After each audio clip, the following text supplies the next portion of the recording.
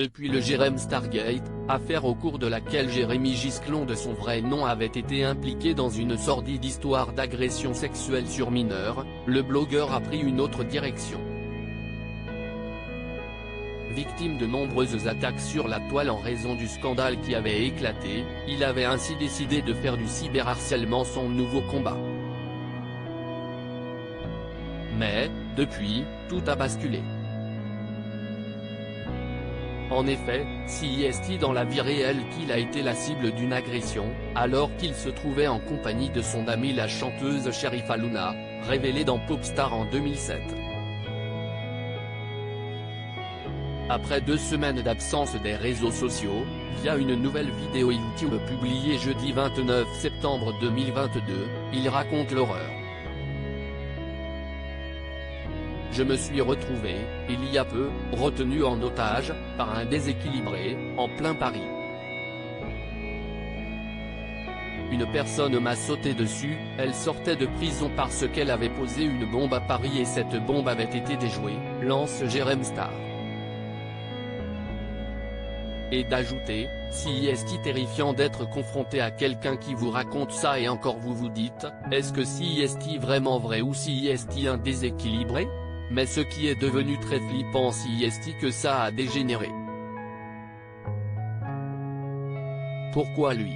Cette personne était persuadée que j'étais un pédophile et que c'était vrai, regrette le blogueur. Cette personne, avec des intentions de meurtre, était extrêmement menaçante et m'a bloqué sur un banc dans un endroit public en plein Paris, m'a empêché de partir pendant plus d'1 heure, en m'accusant de choses horribles. Je me demandais même s'il avait pas des armes. Quand quelqu'un vous dit droit dans les yeux, j'avais posé une bombe à Paris, je voulais faire un bain de sang mais elle a été déjouée, j'ai été incarcéré pendant une dizaine d'années. Vous comprenez que vous avez affaire à quelqu'un qui évolue dans des sphères. Ce moment effrayant, il l'a vécu avec Sherifa Luna, l'interprète du titre. Il avait les mots. Si est une amie, elle aussi était extrêmement choquée par ce qui nous est arrivé parce que réellement nous avons été retenus en otage même si évidemment c'était moi la cible, c'était moi qui étais visé, se souvient-il.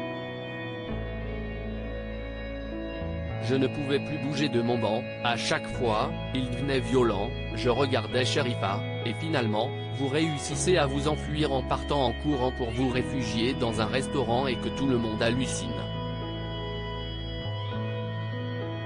C'était vraiment très choquant, j'ai encore ces images, si est une véritable agression, y a tout qui défile dans ma tête. Tout ça a été pris très au sérieux lorsque je l'ai signalé. Cette agression et prise d'otage traumatisante, Jérém Star en parlera plus en détail dans son nouvel ouvrage baptisé Survivants des réseaux sociaux, Hugo Doc, et dont la sortie est prévue le 6 octobre prochain.